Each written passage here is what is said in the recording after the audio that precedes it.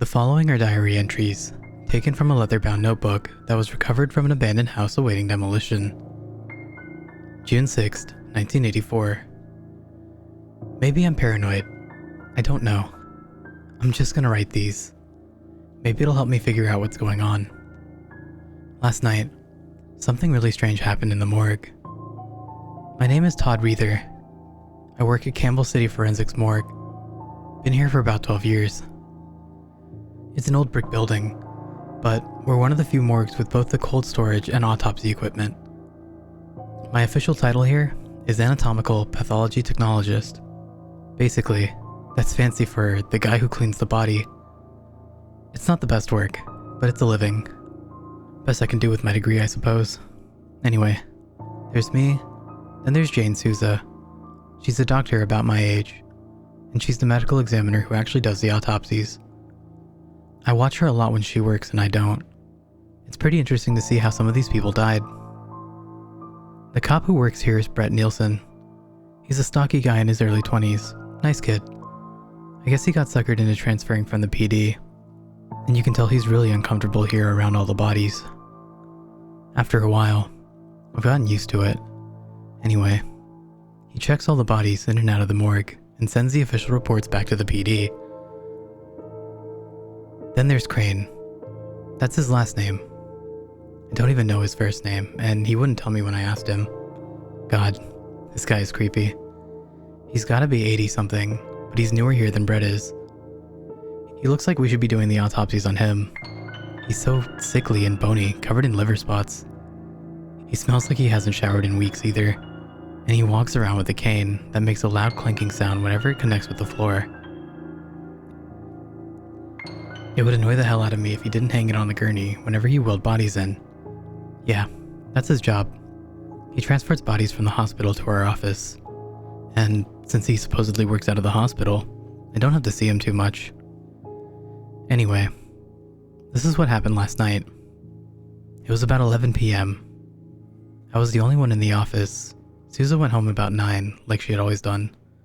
And Brett had to respond to a call in the area since apparently the rest of the police were way at the other end of the city. I was cleaning up around the fridges and equipment when I heard the front door at the end of our long hallway creak open, followed by a familiar clanking sound of Crane's cane. Odd, since we never usually get deliveries this late. A few seconds later, he stepped into the main room where I was. Without looking at me, he grabbed an empty gurney from the corner of the room and headed back outside. I heard a door slam, and then the gurney being wheeled down the hall. Crane entered the room again with the gurney and a body in a blue body bag. Strange. We've never used blue. I guess that the hospital must have switched over or something. Crane left the gurney by the door, put the clipboard with the hospital's presumed cause of death on the table, and limped back out of the hallway without so much as a glance my way, which didn't bother me too much. The guy scares the crap out of me anyways. I waited until I heard the van's engine turn over, and then walked to the body bag. I picked up the clipboard and glanced at the ER doctor's comments. Lacerations. Removal of the hands at the wrists. Severe blood loss. This was going to be messy. What happened next shocked me more than anything I'd seen in my past 12 years here. I put my hand to the zipper of the body bag, and all of a sudden, the body within began to violently convulse on the gurney. Instinctively, I stumbled back, knocking over a table full of scalpels and clamps. My brain snapped back into reality. That person is alive. I have to get them out. I reached again for the zipper and pulled. Nothing. There was no visible obstruction, but the zipper was stuck shut. The body was still careening around the gurney, making it hard to grip the zipper. I regained my grasp and gave another sharp tug. The zipper wouldn't give. Then, almost as quickly as it started, the body stopped convulsing, lying perfectly still on the gurney. I yanked at the zipper and it immediately gave and opened. Thoughts raced through my mind. It must have been some residual electrical impulses in the brain that caused the seizure. It had to be, because this was definitely a dead body. The next thought was that the hospital sent the wrong clipboard or the wrong body. One of the two, because the clipboard said lacerations and this body didn't have a scratch on it. I'm still shaking as I write. After what happened, I put the body in the fridge, dropped the clipboard on Souza's desk, and went home. I'm going to talk to her about it tomorrow. June 7th, 1984. Talked to Sousa today. Jesus, something really strange is going on here. I have to be losing it. There's no other explanation. I told Sousa everything that had happened last night. She agreed with my theory that there was probably still some electricity in the brain that caused the seizure. Then, I told her about the lack of lacerations on the body and what the ER doctor wrote, and she gave me a puzzled look. Todd. She held up the clipboard, and I looked again at the comments. Look what it says. Industrial accident. Apparent asphyxiation as a result of crushed larynx. I couldn't fucking believe it. I told Sousa again and again what the paper said last night, but I don't think she believed me. She did the autopsy later in the day and confirmed the crushed larynx. I left early tonight. On my way out, I saw the body as Sousa put it back in the fridge. It was in a black body bag. June 8th, 1984. Called in sick today. Called the hospital. Talked to the ER doctor on duty 2 nights ago. He said it was a crushed larynx, and that's what he wrote. The hospital doesn't use blue body bags. June 9th, 1984. No. I can't believe this is happening. I'm literally shivering with fear. I haven't stopped vomiting all night. I have to find Crane. Something is going on. I have to find Crane. I don't know what to do. Let me back up. I went into work today, convincing myself that all of this was in my head. Sousa wasn't in. She didn't call in sick, so Brett and I had no idea where she was. Later in the day, Brett went out to grab some dinner. That's when Crane showed up. I heard the cane, the gurney, all of it a blur, until he wheeled the gurney back in, and something caught my eye. A blue body bag. Crane, I shouted. By the time I rounded the corner in the hallway to confront him, he had disappeared. How the fuck can an old guy move that fast? I looked back to the gurney. The clipboard was lying on the table next to it, and I reached to pick it up. I looked more closely this time at the comments to make sure I read them right. Severe blunt force trauma. Caved skull resulting in massive cranial bleeding. I placed the clipboard back on the table and hesitantly reached for the zipper of the bag. Fuck. I never jumped so high in my life. As if it were taunting me, the body bag began to violently convulse. After the initial shock, I went straight to the zipper. There was no way this was a coincidence. The zipper was stuck again.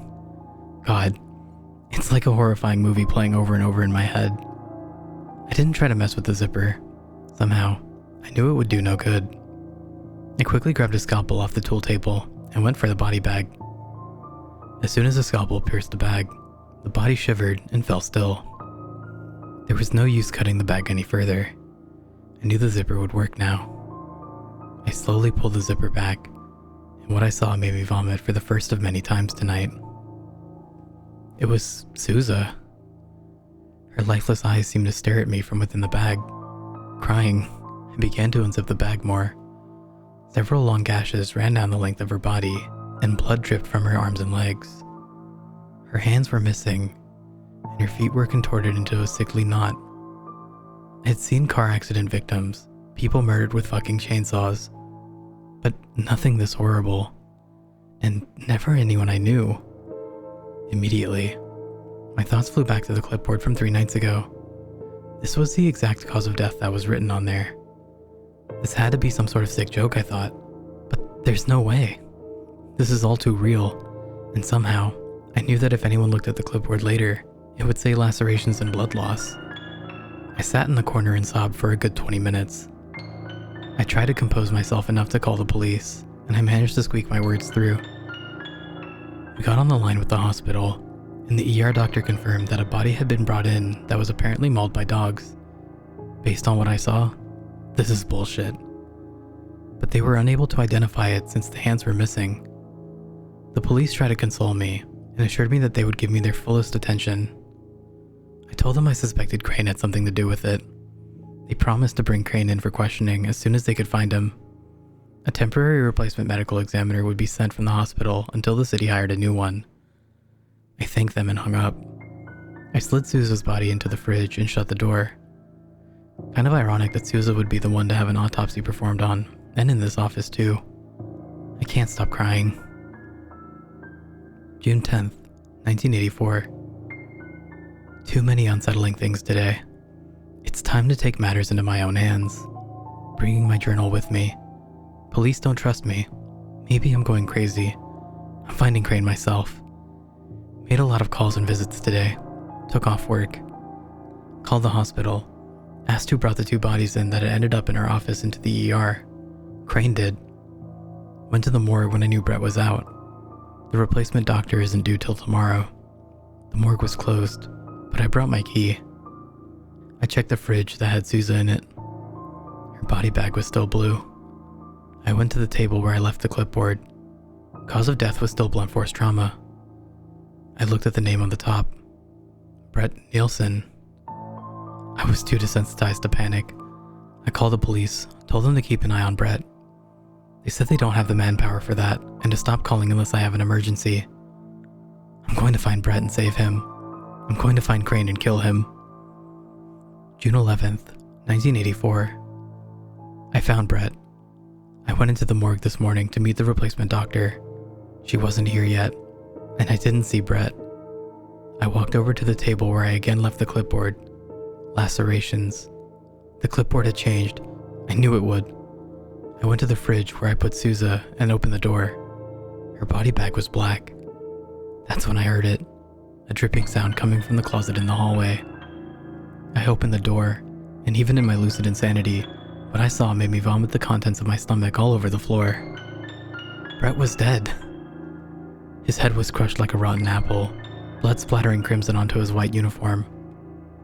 He was slumped face first against the wall, with a large lead pipe impaled through his back and into the wall, effectively holding him in place. I wasted no time in calling the police. I'm waiting for them to get here.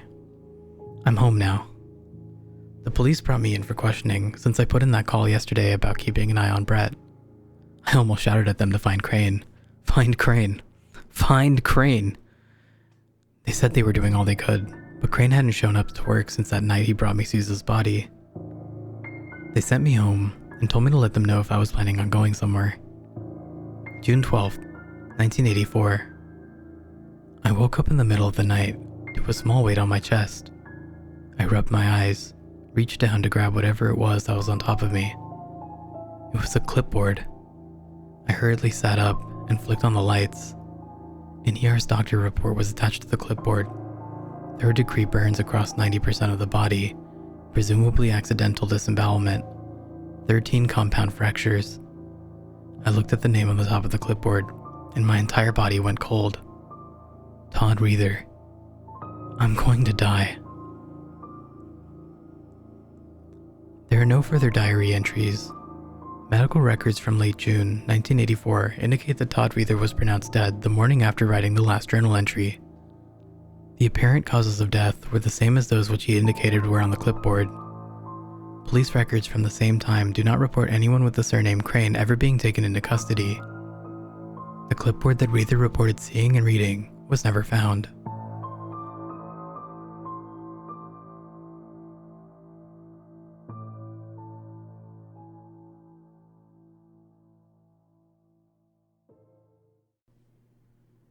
A man went to a hotel and walked up to the front desk to check in. The woman at the desk gave him his key and told him that on the way to his room, there was a door with no number that was locked and no one was allowed in there. She explained that it was a storeroom and that it was out of bounds. She reminded him of this several times before allowing him upstairs. The man followed the instructions of the woman, going straight to the bed in his room. However, her insistence had piqued his curiosity, so the next night, he walked down the hall to the door and tried the handle. Sure enough, it was locked. He bent down and looked through the wide keyhole. Cold air passed through it, chilling his eye. What he saw was not a storeroom, but a hotel bedroom like his. In the corner was a woman whose skin was incredibly pale. She was leaning her head against the wall, facing away from the door. The man stared in confusion for a while. Was this a celebrity? The owner's daughter? He almost knocked on the door to ask himself, but decided not to. As he was still looking, the woman turned sharply. He jumped back from the keyhole, hoping she wouldn't notice that he had been spying on her. He crept away from the door and walked back to his room. The next day, he returned to the door and looked through the white keyhole. This time, all he saw was redness. He couldn't make anything out besides a distinct, unmoving red color. Perhaps the inhabitants of the room knew that he had been spying on them the night before, and had blocked the keyhole with something red. He felt embarrassed that he made the woman so uncomfortable, and hoped that she had not made a complaint to the woman at the front desk. At this point, he decided to consult her for more information. She sighed and asked, "Did you look through the keyhole?" The man told her that he had, and she said, "Well, I might as well tell you the story of what happened in that room. A long time ago, a man murdered his wife there, and we find that even now, whoever stays within gets very uncomfortable. But this woman is not ordinary. She's white all over, except for her eyes, which are red."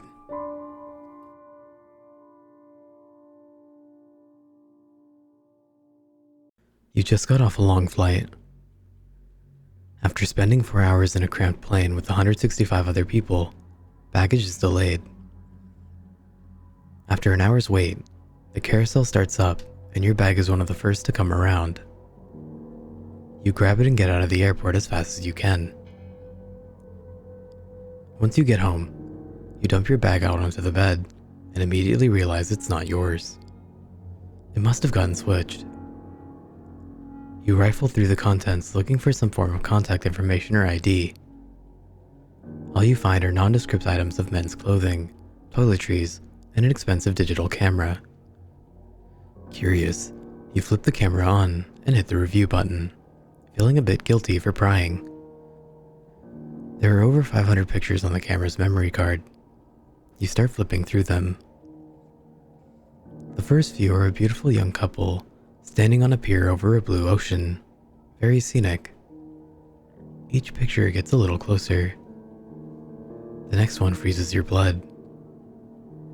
It is the same couple, but they are laid out on tables. They're stripped naked and have been stabbed multiple times.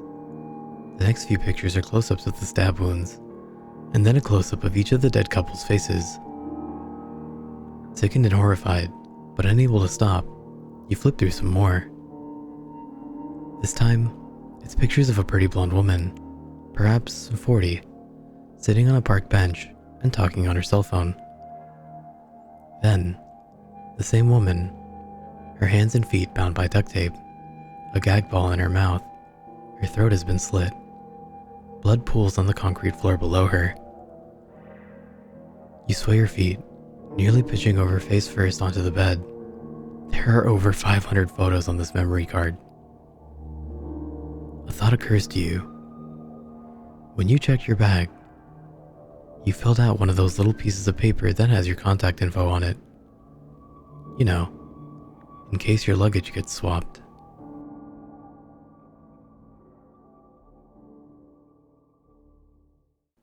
Don't take it. It's a miracle and a glory, and the greatest thing to ever happen, so they say. And it'll probably become the law soon that you have to take it. They'll have you swallow a little capsule when you're still a baby, probably at the same time you're getting your inoculations. The piece of the thing in there weighs only a few grams, and will be plucked out of a little pool that will probably be installed in every hospital soon. Those couple of grams are more than enough for it to happen. Sure, you'll never get cancer. You'll live until 150. You'll have stronger bones and a more resilient immune system. You'll probably never need glasses or a hearing aid. If you lose something small like a finger, in half a year, you'll have it back. If you lose a whole arm, in 2 years, you'll have it back with nearly full functionality. It's the sort of miracle that's believable enough to catch on. It won't solve all your problems, and it'll even create a few more. Like overpopulation we'd never saw coming. But it works, and it's cheap, and it's plentiful, and that's all we need. Sure, they can't quite explain how that thing actually manages to rewrite our genetic code after we swallow a few grams. But they promise the answers will come someday, and that there are no ill side effects. It's from a previously unknown variety of starfish, but they won't even tell you that on the news. I think the story right now is that it's something they're growing artificially. These starfish live in the deepest, darkest places in the ocean, and they aren't very big or interesting looking. Honestly, we'd probably seen them down there before 1,000 times and looked them over. It just so happened that prick with the show about eating weird foods got a hold of one, God knows how, and thought it was a different kind of starfish, and ate part of it, and a year later, he had that foot he lost back. I'm sure they tore apart his house and tested gallons of his blood and interrogated everyone he spoke to. But somehow, they figured out just when the regeneration happened and eventually found the fucking thing. It had been alive when he ate one of its arms, and I guess he took pity on it and let the thing live in a tank in his house. Well, this led to that, and eventually, they brought up a ton of those suckers. But here's the thing. Think about our technology and innovations. Think about what they are for. Mostly, it's to keep us alive longer, make us healthier, help us communicate better. What if, as a race, we'd already had the ability to communicate via thought? What if we were naturally incredibly hardy and long-lived? What if we started out having everything we needed without having to do a bit of work? Our goals would turn to keeping the world the way it is and simply enjoying things. With a mind so powerful it can transmit and receive thoughts with no effort, it stands to reason other amazing things are possible too. With that mind staying completely intact in even the smallest sliver of the creature, one has to wonder just what that mind can do. So here's the question. If you'd survived all this time just sitting around at the bottom of the ocean with this incredible intellect, how would you amuse yourself? What if that mind could wander and roam freely, if it could just find something to carry it? What if, as a race, we made ourselves the bottom of the food chain, just to ensure we'd constantly be taken into new creatures and be allowed to see the world through their eyes? Is it really such a leap to think that such powerful minds could overtake smaller, lesser ones? No. Nor is it unusual to think that if such a race of powerful minds was endangered, they would use this ability to dominate other minds and defend themselves. That they'd patiently wait until their enemies devoured them, and simply displace the minds of those enemies and solve the conflict. I don't think it's crazy at all. And I don't think it's crazy that there's suddenly a lot more war all over the world. A lot of research put into birth control and then accidental release of that superbug that makes men sterile. We should be enjoying world peace, but instead, we're killing each other faster than ever before. Maybe they're not threatened. Maybe we're just a game to them. Maybe we're the 100th race of beings these things have done this to. All I know is, they don't turn you into some zombie from a cheesy old sci-fi flick. They let you think you're still in control, that what they want you to do is actually what you want to do. It all seems so natural, so right. Then we're in World War III, and the only thing the bombs won't scorch clean is the floor of the oceans. Don't ask me how I know all of this, and don't take that pill.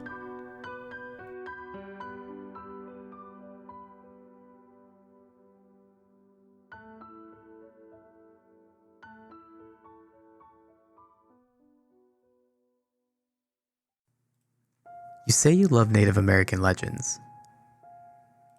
Have you heard of the Goatman? No? Then please, allow me to enlighten you. I heard the legend when a power outage on our reservation made us decide to have a fire. As we all know, nothing goes better with a good fire than a good story. That was when I learned about Goatman. The legend goes that they shapeshift. They love human forms most of all, which is what makes them so dangerous. It's thought that if you find the bone of one, or take a photograph and keep it in your house, it will wait. For what, you ask? The answer is, They wait for you to leave. Once you leave, they ransack the place until they find what you took from them. There was even an incident I heard that night where some men met the Goatman face to face. It was a night like the one I was experiencing. Some men had decided to have a fire in the desert and told some stories around it. Then, a stranger walked out of the desert and took a seat, never speaking a word. No one really got a good look at the stranger. One man brought up the legend of the Goatman, causing the stranger to listen a little more closely. At the end, the other men nervously laughed, the stranger still silent. The men decided to go back to their homes and put out the fire. They didn't have enough room for the stranger and figured he could hitchhike back to town. They had just left when they saw something chasing after their truck. Afraid, they sped up. The creature sped up its pursuit as well. When it reached the truck, it flipped it over and dragged 3 men off into the night. What happened to them, you ask? Well, they were never found. Be careful of the Goatman.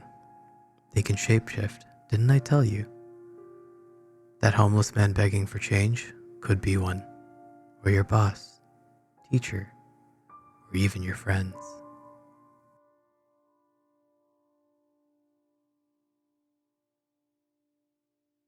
Ever tried to figure out what that thing that always lurks inside your mind was?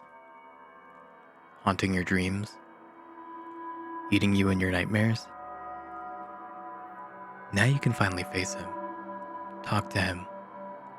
But be careful. Who knows what can happen to you? It must be a new moon night in December. When it's exactly 1:28 in the morning, you must go to bed, wearing plain white clothing. The same rule applies to your bedsheet. If you don't have any white bed sheets, don't put them on your bed or the ritual won't work. Lay down. Act like you're sleeping. But I suggest you to not sleep on your back because it might be more painful. Close your eyes and wait until you start to hear whispers coming from behind your door. When you start to hear those frightful whispers, say in a low voice, "Come to me. I want to talk." If done correctly, the door will open and you will suddenly fall asleep. Otherwise, you will just sleep normally. While sleeping, you will instantly wake up inside a small room with 2 windows in opposite walls.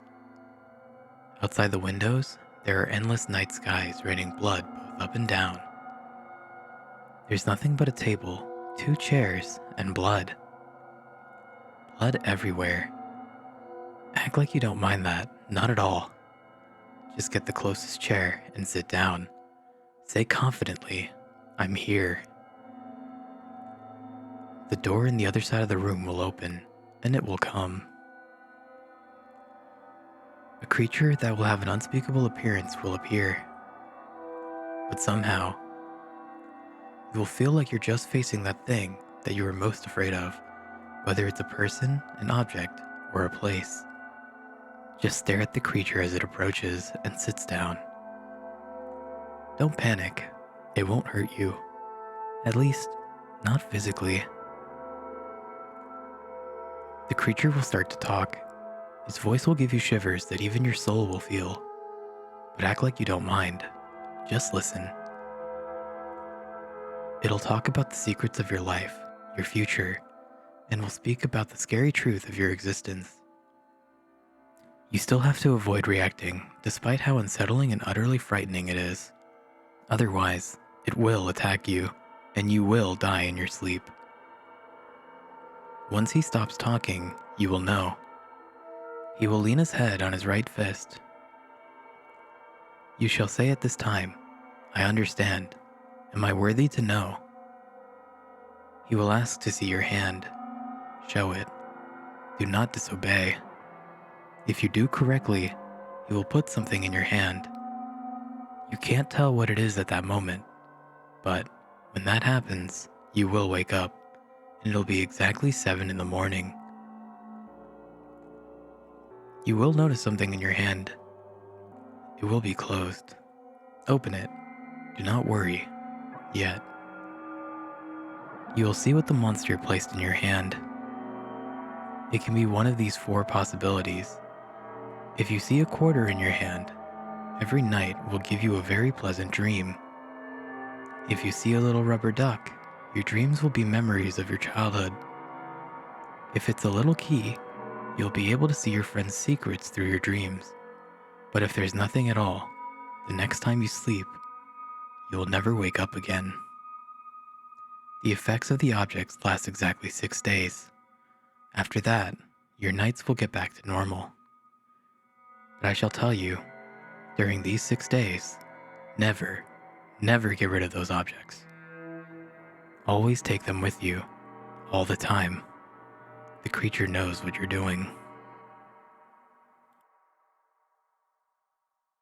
Beginning in early April 1986, the people in and around the little-known Chernobyl nuclear power plant began to experience a series of strange events revolving around sightings of a mysterious creature described as a large, dark, and mutated man with gigantic wings and piercing red eyes.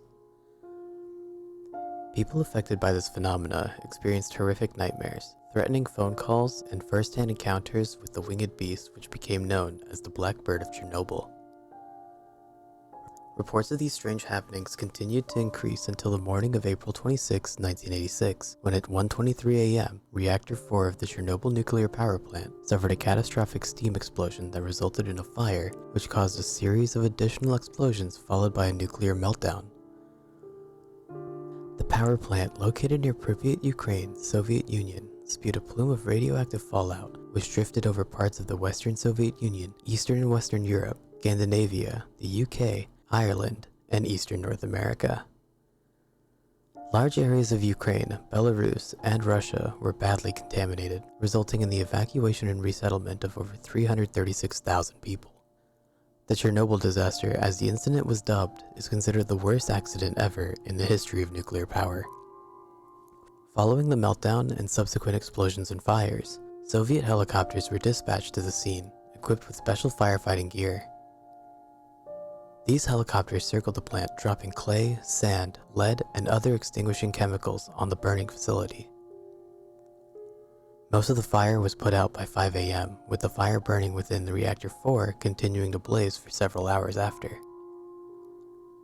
The firefighters who responded were unaware of the nature of the fire, assuming that it was simply an electrical fire, and received massive overdoses of radiation, leading to many of their deaths, including Lieutenant Vladimir Pravik, who died on May 9, 1986. The workers who survived the initial blast and fire, but would later die of radiation poisoning, claimed to have witnessed what has been described as a large black bird-like creature with a 20-foot wingspan gliding through the swirling plumes of irradiated smoke pouring from the reactor. No further sightings of the Blackbird of Chernobyl were reported after the Chernobyl disaster, leaving researchers to speculate just what haunted the workers of the plant during the days leading up to the disaster. The most commonly accepted theory suggests that the Blackbird of Chernobyl may have been the same creature spotted in Point Pleasant, West Virginia, leading up to the collapse of the Silver Bridge on December 15, 1968. Investigators have suggested that the appearance of this creature is an omen of disasters to come in the area in which it shows itself. The physical description of both the Blackbird of Chernobyl and the Mothman, the creature sighted in West Virginia, are very similar, and the reports of nightmares and threatening phone calls leading up to these disasters are shared in both cases. A second, less accepted theory suggests that the Blackbird of Chernobyl was nothing more than the misidentification of the black stork, an endangered species endemic to southern Eurasia. The black stork stands nearly 3 feet tall and has a wingspan of nearly 6 feet. This theory, however, fails to take into account the menacing phone calls and disturbing nightmares. Also, the physical description given by the majority of eyewitnesses who actually saw the Blackbird of Chernobyl does not in any way match the physical appearance of the black stork. Both the Blackbird of Chernobyl and the Mothman have not been sighted since their respective disasters, leaving us with many unanswered questions. All we can do is just wait for the beast to show itself again and give us a chance to figure out just what it may be, Unfortunately, it would appear that for this creature to show up again, we will have to anticipate some form of disaster in the area it has selected to appear.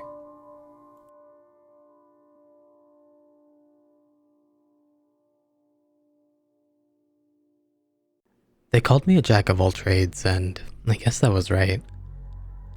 I was willing to do a lot of things for pay, and manual labor popped up a lot. So when old Miss Lathebe asked me to help her move, I was glad to help. I got money, she didn't have to pay for an expensive moving crew. We all win, right? But the place she moved into was way out of town. I had to drive 3 miles off the beaten path of these woods to reach this place, then load her crap into this tiny log cabin store. When I was finally done, it was dark and cold outside, so she made me chop firewood for her. I didn't complain at the time since she was still paying after all, but in the process, I ended up with a few nasty splinters all over my hands. Glad to finally be done with that job, I went back to normal life, and my extra pocket money was gone within a couple of weeks. The splinters, however, were not. I tried plugging them out with tweezers, but the little bastards hung on. At first I thought nothing of it, but they started to look pretty bad after a while. I guess they got infected because they started oozing all types of liquids. I needed to have them in band-aids most of the time just to avoid disgust. I finally caved and went to a dermatologist, and he recommended the usual: Neosporin, peroxide, washing my hands, stop picking at them, etc. But after a week of following those instructions, my fingers just looked worse, not to mention hurt like the devil. Instead of that idiot dermatologist, this time I went to a real doctor. The guy seemed interested and took some samples of the pus oozing from my skin. He told me he'd get back to me after a while, so I waited. Well, guess what? My fingers were now so swollen that I could barely do anything with them. And no hands means no work. So I had to live off what money I had left, cursing myself for ever working for Miss Lathebe. As if that weren't bad enough, they still hurt. More than splinters should. I had them wrapped up a lot, and I doubt I could even move them anymore. Finally, the doctor got back to me. We got around to meeting each other again, because he said he wanted to show me something in person. What he ended up handing me was a printout of some webpage about a rare parasite that I'd never heard of. The thing crawls under people's skin and starts eating away at their muscle tissue, generally causing hell for the host. As soon as it gets big enough, it lays its eggs in the host's bloodstream so the little baby parasites can get all over the body. The worst thing about these bugs is that they're really tiny. So tiny that they could be mistaken for a splinter.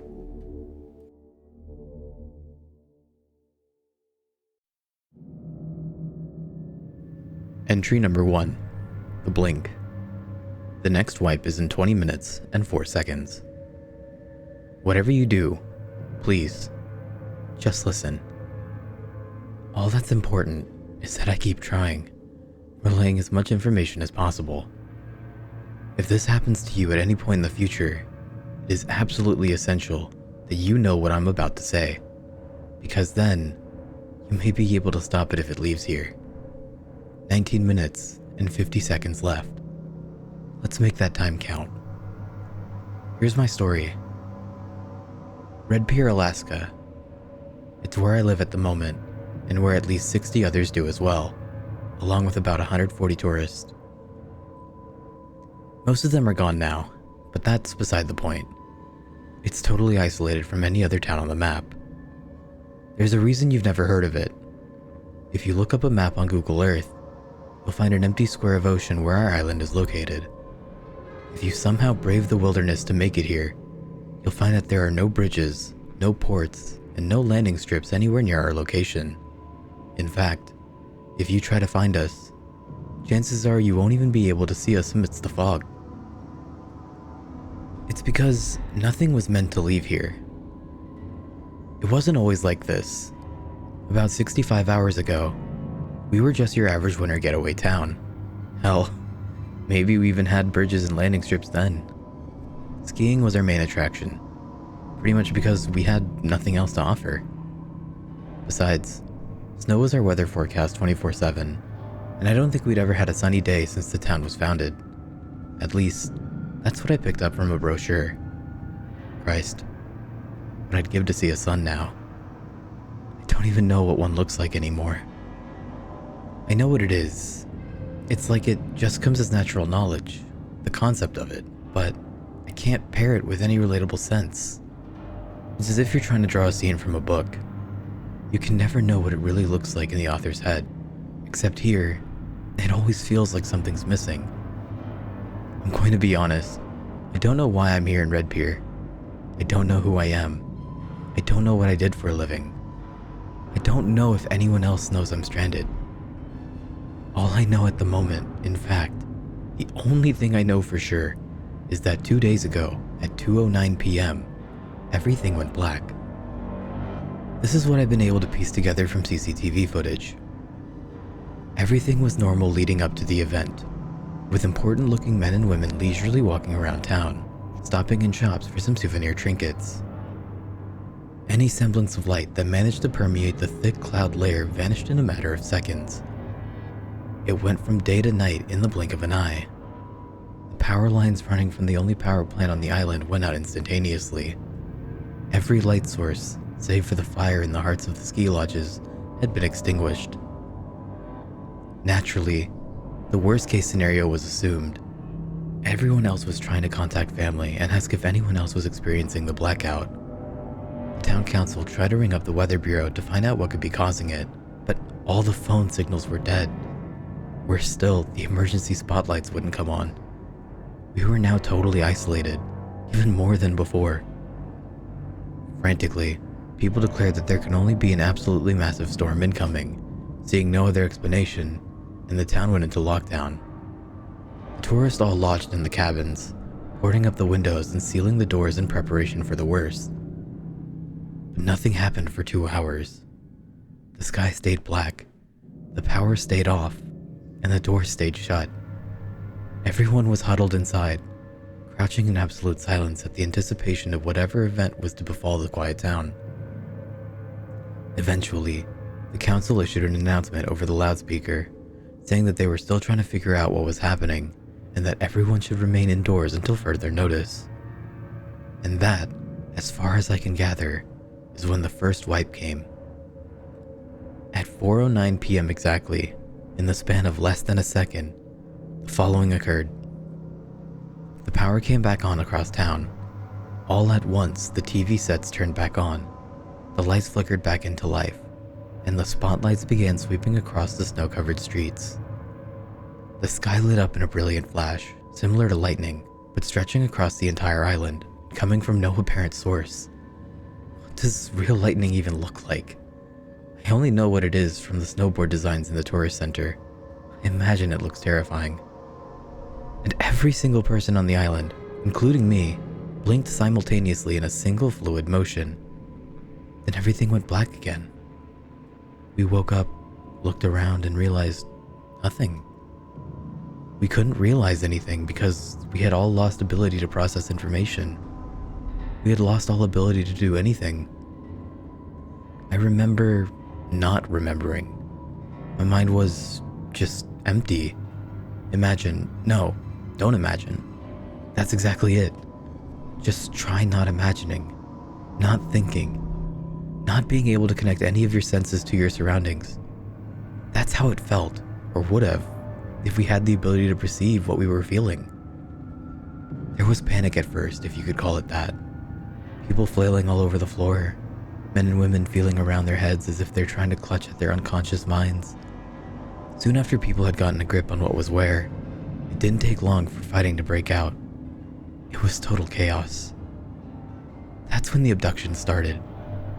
We don't know exactly what happened. Most of us couldn't register it. Among the crowd of frenzied people, one or two would have shining, writhing tendrils composed of light slowly creep out of his or her orifices, like vines growing through the cracks of a wall. Again, this is a concept I only know of from the framed pictures in the lobby. In the CCTV footage, you could hear the confused moans and screams of the people slowly being drowned out by a much louder, penetrating shriek. A terrifying whine of white noise created from the combined agony of all the people who had no ability to feel or even understand anything. All the cameras went static for a split second, and when the footage returned, the people were gone, vanished without a trace. The fortunate souls who had avoided being taken over by the tendrils were completely unaware of the sudden disappearance of their colleagues, and many were completely unaware that they were even alive and breathing. I don't know who those people were. None of us will ever know. It's like they never existed. But the mind is a fantastic contraption. Even when all of its data is erased without warning, it still retains the most basic human ability to learn. As the hours passed, those of us who survived began to realize that we could place our senses. As we stumbled our way down the empty corridors, we began to grasp at what we were seeing, the fact that we were seeing. We developed the ability to process, to comprehend, to put into action thoughts which came into our heads. Through the books and brochures in the tourist center, and by watching the videos stockpile in the boardroom, we eventually pieced together how to read, how to speak, and how to communicate. Self-preservation kicked in, and soon we began to fight, not out of confusion, but for survival. Resource gathering began, factions were made, and we eventually began to associate priorities with jobs and responsibilities. We were rebuilding society in complete isolation. Whoever we previously were became unimportant. Our identities didn't matter. I tried searching pockets to find some sort of name, but I couldn't find any. For now, we just refer to ourselves by letter. I'm H. Even though we had regained our sense of self, we still couldn't understand what had happened. I've tried working it out. It's possible the light takes the people with the slowest brain development first, still unable to process what is happening. An empty shell to hijack for whatever purpose it sees fit. I don't know who or what is doing this either, but they're up there, in the clouds, and they're waiting for our next move. We deduce that this happened 2 times already, and that they occur 22 hours apart to the minute, which means we've restarted civilization 3 times since. If it were any other situation, I'd be proud. All I have to say is, thank God the clocks here are analog. Keeping track of time is probably the most important skill we can have. In fact, I'm so focused on it that I barely notice anything else. But what I have noticed, going through the CCTV, is that every time the cameras turn to static, something disappears along with the people. First it was the IDs, I think. There were a few wallets lying on the ground that weren't there when the footage returned. Next, it was the pictures on the wall. Before the static, the lobby was lined with several examples of nature photography. But the next second, there were just blank frames. Most recently, it was the books. A few of them I had survived, but it became clear that whatever was causing it doesn't want us to learn and adapt from our environment. It wants to abduct us quietly, before we have any free will to say otherwise. Well, I for one am not giving in, and that's why I'm telling you this now. It doesn't matter if you don't believe me. This isn't for you. I need to have something physical to remember what happened after the next wipe comes. The next wipe. 1 minute and 7 seconds. Fuck. Listen, please, whatever you do, don't come looking for us. They will find you. You can't escape from here. Trust me, we've tried. The waters are too cold to swim in for even a minute before hypothermia sets in. At least 3 men have died trying. What worries me most is what could be next to vanish along with the people. I'm using a laptop I found for this right now, and it doesn't have much battery left. If they take this, or disable the internet, or even the CCTV, then I don't think I'm gonna last another wipe. Hell, I don't even know if sending this will work. If the council couldn't reach anyone, then it's unlikely this will either. 13 seconds left. Hitting submit now. Wish me luck. H.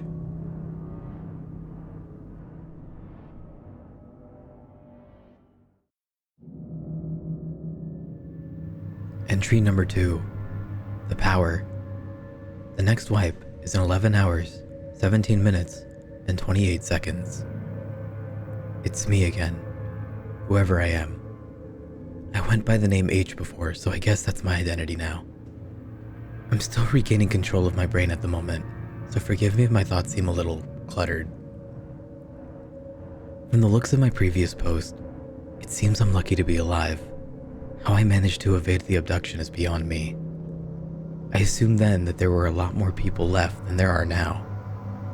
All that's left is a group of 8 of us, 5 women, 3 men, including me, all corresponding to letters, which we had already written on our arms when we regained consciousness.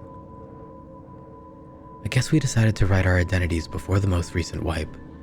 That was smart. Not because we all know who we are. It's so we know who's missing. It's just A, C, D, E, F, H, me, K, and P left. We still haven't figured out what's going on here. It hasn't been that long since the wipe, and we can't fully remember things. All our nerves feel numb, and my muscles often break into wild spasms. I remember coming to in front of this laptop, totally confused and disoriented, making whatever sound I could to let the world know I was there. From what little details I can recall, I just felt alone. Without knowing it, or knowing anything, the concept of isolation got to me. Mere existence was not enough. I needed to know I existed. It's a comfort we all take for granted, I guess. Well, I think it's time I updated you on my scenario here in Red Pier. In my post, I said there was CCTV somewhere in this building. I've looked everywhere, but I can't find any terminal or even any cameras to interact with. The only explanation I have is that whatever is doing this has taken them, like before with the books. This means that I'm going to have to pay a lot more attention to my surroundings, because the cameras were the only thing that truly showed us what happened. We still have the books I stowed away, the tourism films, some rations, and, most importantly, the clocks. Nothing else is of much use. Eventually, this post will be the only evidence we have left, until they take away the laptop, which I've made sure to keep on my person at all times. I don't think they're able to knock out the internet entirely, considering that my first post went through, thank God. So let's make these hours count, again. Here's a list of my surroundings for next time, assuming there will be one. There are 3 books, 2 novels, 1 encyclopedia, inside the armchair cushion on the ground floor. The tourist videos are always in A's backpack. There is at least 1 clock observable from any one place in the building. If I can't see any, it's safe to assume that they've been taken. The laptop is inside my shirt, tied up at the bottom so it doesn't fall. That way, it'll be the hardest to get if I don't get abducted first. If I do, then it comes with me, assuming I'm still alive. The visitor records are still inside the reception desk at the front, but it's been barricaded off. I'm sitting here in the lobby with the others. I don't know if any of the other factions have survived, but since we were the largest, it's almost unlikely. We've been making trips outside periodically to gather supplies from the other buildings. A, D, and K are out there now. Meanwhile, the rest of us are throwing what furniture is left into the fire so we can stay warm. The heat shut off with the lights, and E is already suffering from hypothermia. I don't think she can hold on much longer. It's only going to get harder. I find myself reading over the last post again, trying to picture everything I mentioned that I can't remember anymore. I talked about a snowboard, but none of us have found any boards or skis across town. Maybe they took those too. The worst thing is reading about how the others were taken. Without the footage, I keep trying to picture those tendrils of light, but I can't. I said it myself. You can't know what the original scene looked like if it's only written in words. It's terrifying to know how you're going to die, and yet not know what it is that's going to kill you, or even what it looks like. That said, I don't even know if the people who were abducted are dead, but I really can't imagine any situation they could be in that would be better than death. In fact, I can't imagine much of anything anymore. Every time there's a wipe, I think we lose a little bit of ourselves inside of our subconscious. My memory is getting more and more fuzzy as time goes by. I'm having trouble remembering where I've hidden my rations around this time. Whatever is doing this has powers we can't possibly comprehend. the ability to manipulate their inner workings of the brain. A few of us have been talking this out, trying to theorize what happened. Here's what we know so far. They've left some of us alive. This can mean one of two things. A, their power is limited, which could explain why the abductions only happen every 22 hours. B, they're fully aware we're alive down here and doing this on purpose. Maybe it's some sort of sick, twisted experiment to find out God knows what. I hate to think any more down this route. They never take more than one or two collective pieces of evidence every wipe. It's a seemingly random pattern, which means we have to have backup ways of relearning. We can never know how many people were taken each wipe, since we can't remember their existence in the first place. The power plant I mentioned in the first post definitely has something to do with all this.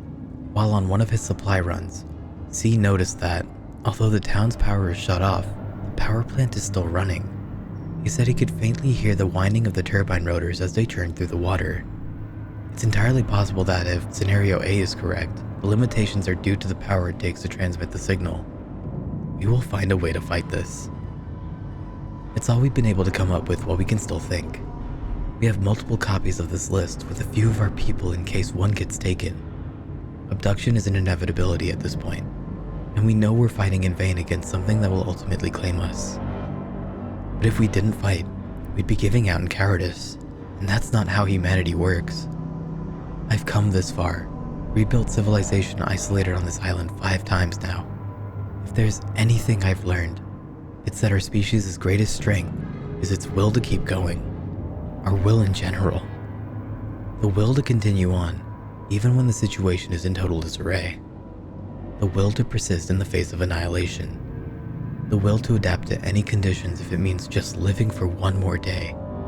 To see the light of an intangible sun one last time before falling into darkness. I look back on myself sometimes and wonder if any of this is worth it. If we should just give in now and dive headfirst into the current. It's a feeling I've gotten used to over the time I've been aware. All of us here have it at some point, and we're here to tell ourselves, yes, it is worth it, that our consciousness is a right worth fighting for. It's not just a basic right, it's a basic human right. The more I look at this, the more I question whether the cause of this is actually human. I don't know how any person could live with seeing their own kind pushed to the brink of sanity in this way. I want to think it's something inhuman, and yet that thought scares me even more. Well, D and K just came back. They said they checked out the area near the power plant. They said that they saw lights coming from inside. Lights. The thought of bathing in the warm glow of an incandescent bulb is enough to make me cry. They say we should plan an excursion to investigate the source in the next few hours. I'll fill you in when the time comes. I should be able to provide updates. Now that I have time, we're going to make it through this. We will. We have to. Update number 1. I don't know how this happened, but A has vanished. None of us remember who she was, what she looked like. I can only assume she was female because I mentioned above that there were 5 women and now there's only 4. D and K say they went out as a pair alone, with nobody else. I'm starting to get really fucking paranoid now. Either D and K are hiding something, or somehow the wipe is becoming localized, able to pick us off while we're still conscious. Fuck. I don't know which is worse. This is especially bad considering that A apparently had the videos on her, which means we've lost another piece of evidence. Those were the only things teaching us how to speak. I'm worried that, if we survive the next wipe, we'll lose all ability to communicate vocally. Anyway, I've told everyone to keep a close eye on D and K. The last thing we want is mistrust within our own group. In the meantime, C, F, and I discussed what to do. We were supposed to travel to the power plant as a threesome. That would mean leaving the others alone with D and K, especially E, who can no longer move her legs as a result of frostbite. Honestly, I don't know what to do. We're all paranoid beyond comprehension. I'll update more soon once we figure out what our next plan of action is. Update number 2. I don't know what the fuck has happened since last time. All I know is that I woke up in a pool of my own blood about 4 hours ago. My jaw has a huge gash in its underside. There's a blood-soaked ice pick on the chair where I put my books. So my best guess is that someone stuck that right into my head and dragged it through. I couldn't feel pain when I regained consciousness after the last wipe like always, but this time, it was different. I could see that something was wrong. The liquid on the floor didn't belong there, and I was aware that my life force was slowly draining, oozing out of my body in steady streams. I just stared as my own blood poured from my mouth and wound, collecting on the floor and being bathed in what remained of the firelight. I don't think I've ever felt such fear before. As for everyone else, when I came to, I found F dead on the floor with her skull crushed in. The way she was lying, it looked like she was trying to crawl towards the fire, to experience the sensation of warmth for one last time as her senses slowly faded away. I don't blame them. It's what I would have done too. E is the only one without any visible wounds on her corpse. It seems she died of hypothermia long before this wipe. But D and K are gone. There's no signs they were ever here, or that they even existed. I don't know if it was them that did this. I fucking hope it wasn't. But it's unlikely that the cause of this would try hurting us physically, instead of just wiping us off the face of the island. If it was them, then we have a big fucking problem. I so badly want to say that they fled into the snow after committing all this, but both C and I know that they would have left footprints. There aren't any outside either exit, which means they're still inside the building, or they've been taken too. Why the fuck would they do this? Did they kill A as well? I don't think we have time to ponder about that. C is motioning us to head out as soon as we can. Oh, by the way, they took all the clocks, and the books I had in the chair, and the documents, as if things couldn't get worse. I've read and reread my above posts to try to get a better understanding of what our situation is, but at this point, my mind is so fuzzy that I can barely retain any information anymore without giving myself a headache. C is complaining about these problems too. Holy fuck. I think I just heard something from upstairs. I'll update as soon as I can. I believe that we're gonna get through this. All we need to do is pack up our rations and deal with the potential murderers loose in the building. I almost don't want to stop typing.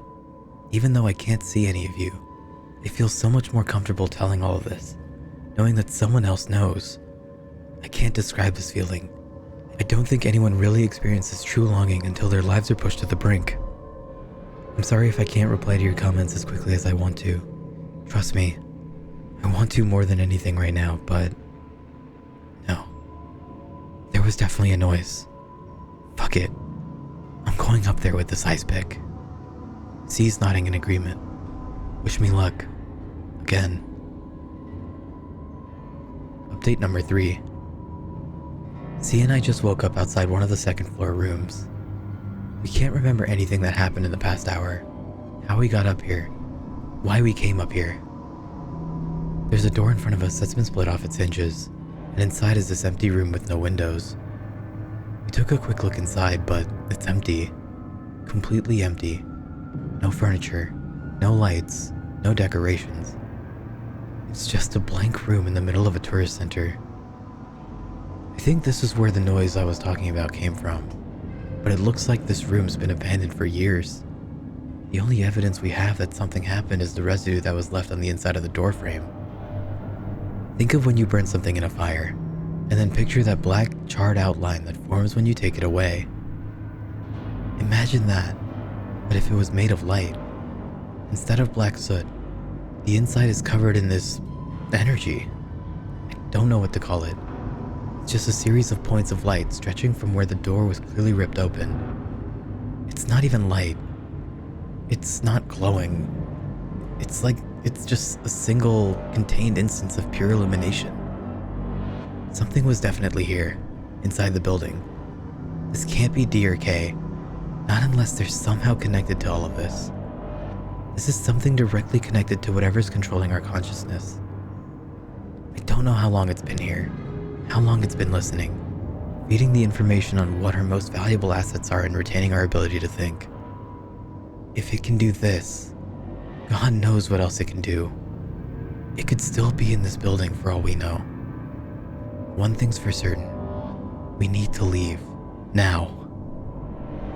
We're only grabbing a few rations. In about 3 minutes, we'll be outside in the snow, making our way toward the power plant. It's been growing progressively louder as time goes by. I can faintly hear the screeching of metal spinning in the harsh waters of Red Pier. We need to find answers. I don't care if I die at this point. I just need to die knowing what's going on here. I need to die knowing something. Anything at all. Laptop battery 13%. 2 of us left. The next wipe is in 4 hours and 13 minutes. I'll see you then. H.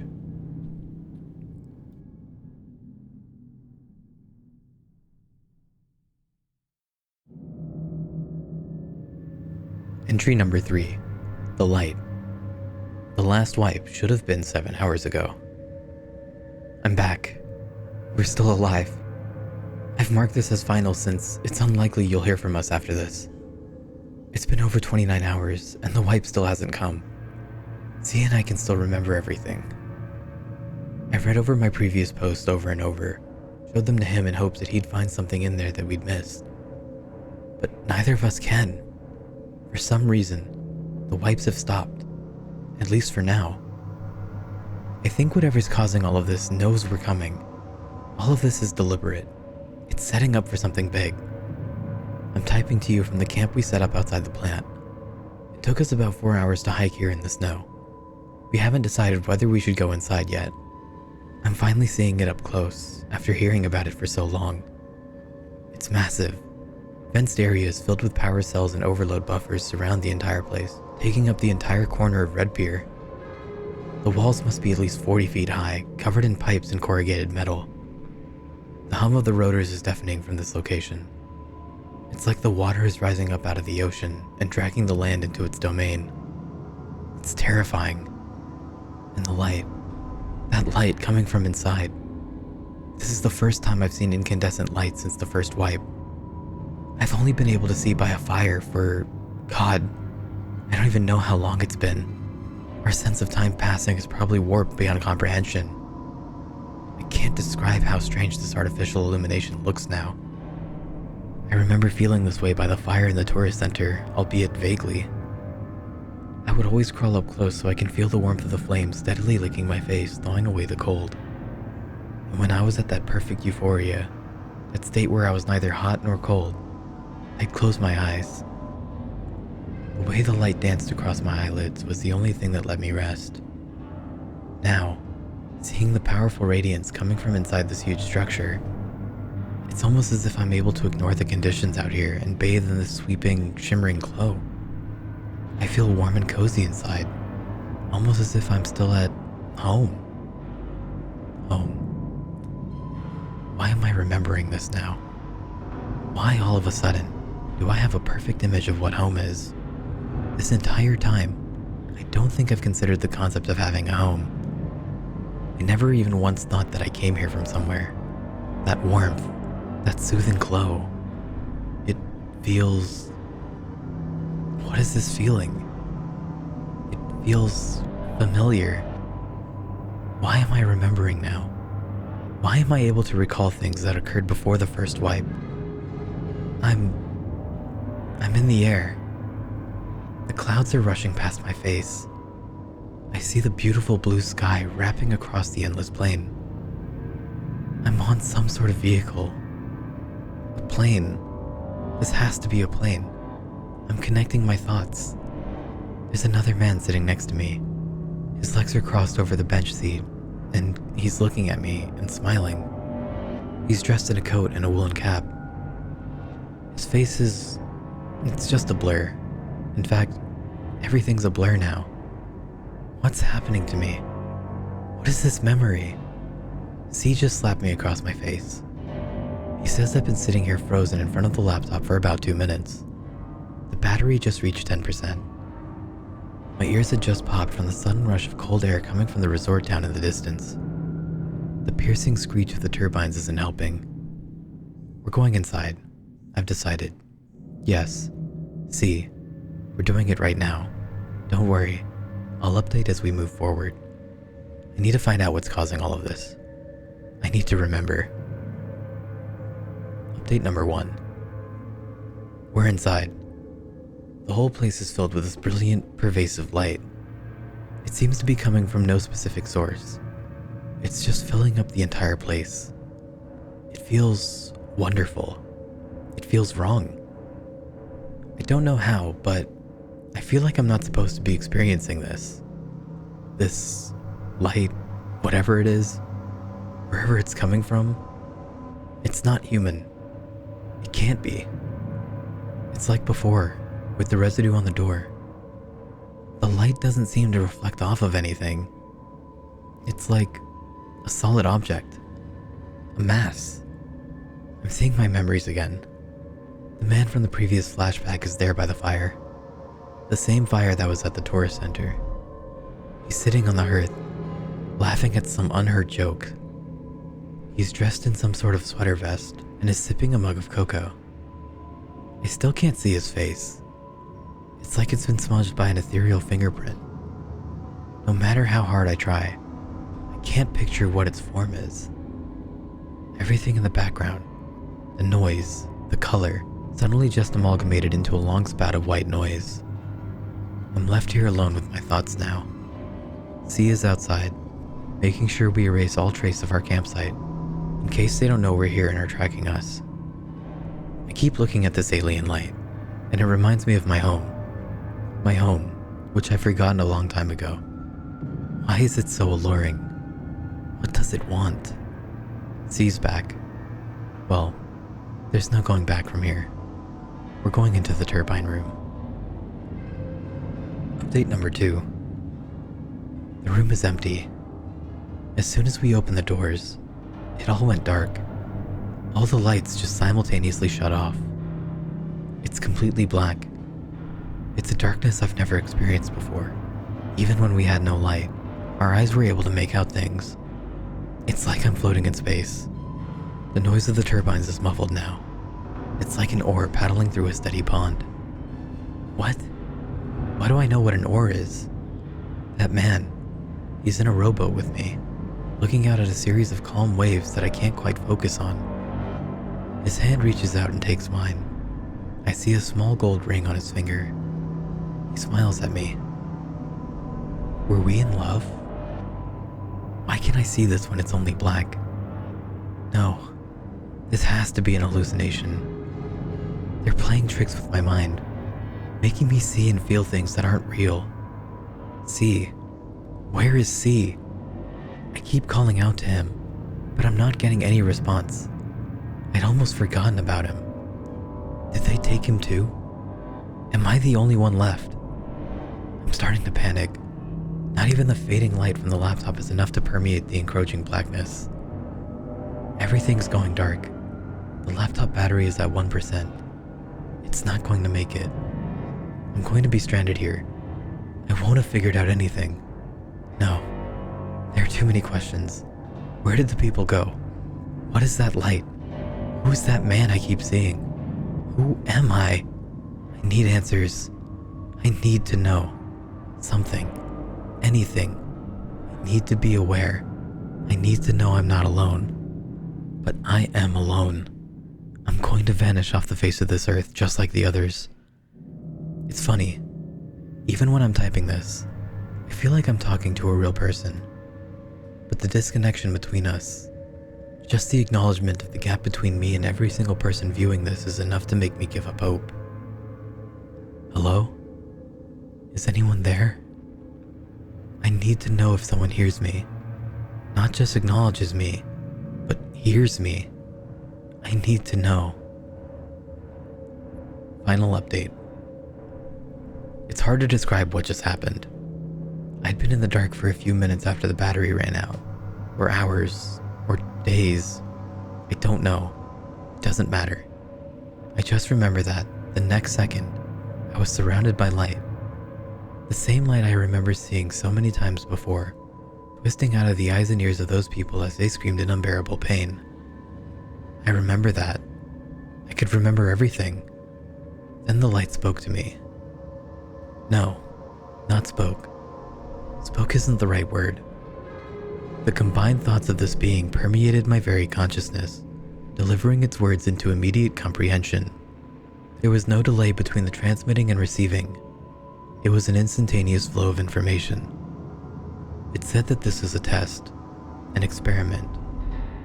It started with the ones with the weakest will, the flimsiest brain capacity. They were the easiest to infiltrate, work their way through their consciousness using as little power as possible. Everyone after that needed more and more power. We never realized that each wipe meant the removal of an entire tier of intelligence. Red Pier was a giant crucible, with the power plant burning bright at its epicenter. Those too frail to fight the light were quickly erased from existence, until only one was left. It said that I was being given the opportunity to ascend. It gave me my memories back one by one, watching me sob in pain and sorrow for those I'd lost. I'd had a husband, beautiful, beautiful man who wanted nothing more than to be with me. We'd come to Red Pier for our last date before our wedding. It showed me how I was afflicted by these emotions. The beings that make up this light are free of the bonds of consciousness and all the burden that comes with it. To them, it's a disease. It's a deep, unstoppable pain that eventually consumes us all. It worms its way through our hearts and minds until the agony is so great that we simply can't be brought to live any longer. They asked me to join them. I told them I needed some time, and now I'm here. I'm in a room not too different from the empty abandoned space in the tourist center. The laptop is in front of me, its battery infinitely being drained as time perpetuates around me, and I'm left alone with this impossible decision. If I stay here on this plane, everyone I love will be dead. I'll have to live with the thought that people died so I can have this opportunity which I passed down like an ungrateful, spoiled child. They'll all have died in vain. If I ascend, I'll lose all semblance of humanity. Everything that made me my own self, any self, will be completely wiped out. I'll spend the rest of infinity crossing the multiple planes of reality as a passenger without a vehicle, living whatever I want to live. I wouldn't be able to live with myself either way. But before you all suggest to me what I should do, I just want you all to know that I've already made my decision. In fact, the decision was already made from the start. By sending this message out, not only will I have spread the word, I'll have spread the knowledge of these beings to people across the globe. Ignorance was what kept them sedated. Keep this as a record of what happens when the light comes and takes you. When we come to your location, you'll know. In the meantime, we'll be preparing, looking for a sufficient source of power for the next test. You'll come to see the light in one way or another. The next wipe is in 5 days, 8 hours, 44 minutes, and 2 seconds. Good luck. H.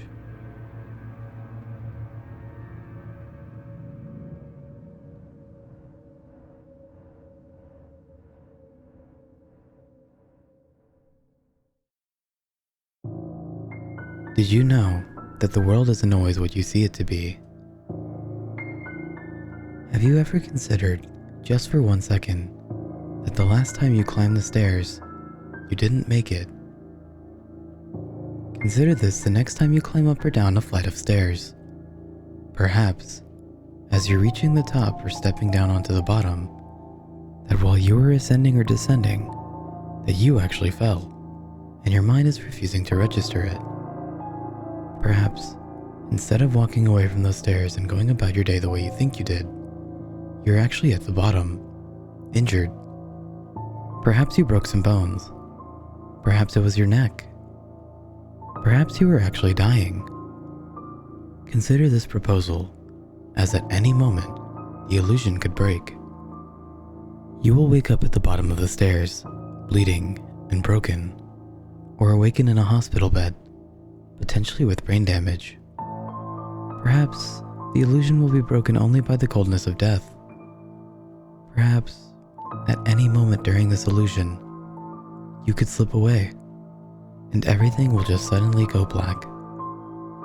1 second, you are driving your car, or watching TV, and the next, nothing.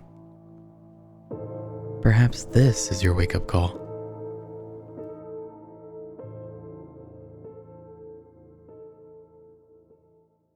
I'm very worried about my son. More than worried at this point. Terrified. His behavior these past few weeks is not normal. Not healthy. It makes me think there's something wrong. At first, he would just come in and stand in the doorway. He did this at night, just before I'd be ready to fall asleep. I'd roll over to turn off the lamp, and he'd be standing there, in the doorway. I used to try to speak to him. I don't do that anymore. He never has answered me. He just stares. A couple of days ago, he graduated from standing in the doorway to coming in and sitting on the bed. He still doesn't speak. I've asked him what he wants. I've asked him if anything's bothering him.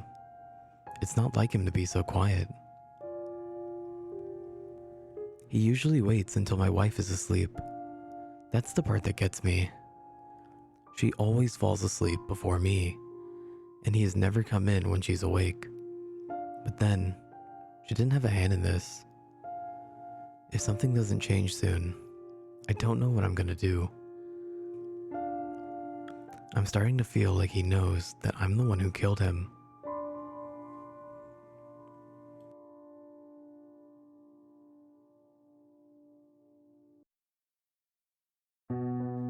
Mom and Dad keep asking why I won't sleep. It's colic, they say.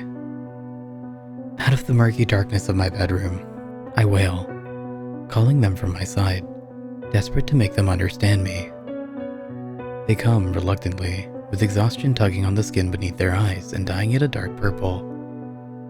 Muttering in exasperation, they lift me from my crib, and I briefly have hope that they will understand. But I'm always disappointed when they place a bottle to my lips or try to soothe me in that rocking chair.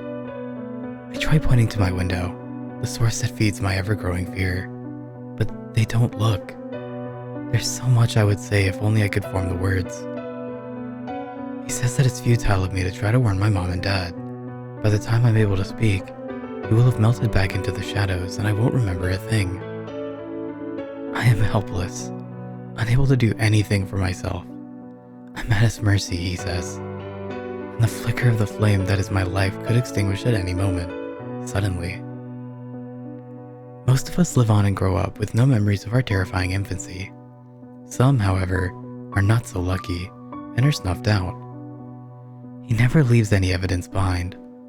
It always looks like an accident or pre-existing illness, leaving him free to move on to the next one. He promises I'll forget all of this. It's inevitable, he insists. The image seared into my eyes, the ghastly horrors of his face, fade from my memory soon enough. But I don't understand how I could ever forget him. The way his nails scrape across the glass of my window before he opens it and steps into my room. The way his dark eyes swirl with malevolence and a pinch of mischief. The way his moist, hot breath buffets me as I try to sleep. The way his long, greasy, unkempt hair brushes across my face as he leans over my crib. He says that Mom and Dad cannot see him, but I don't understand how they can miss a looming, foul-smelling, ageless being such as this. How could they be so blind? But I suppose there's no use in asking such questions. They too were visited when they were young, yet they clearly do not remember. Was it the worries and cares of the world that shattered the fragile memories of their infancy? Or does the brain forget as a mean of preservation, for it cannot survive long while it houses the memory of him? Mom and Dad keep mistaking my incessant crying for colic, as if I would scream so loud simply because of some discomfort. They are blind to the fear in my eyes, and deaf to the unearthly tremor of his unholy laugh. They place me back in my crib, shutting the light. I hear their footsteps fade down the hallway. I am truly alone with him and his enveloping presence. And they keep asking why I cannot sleep.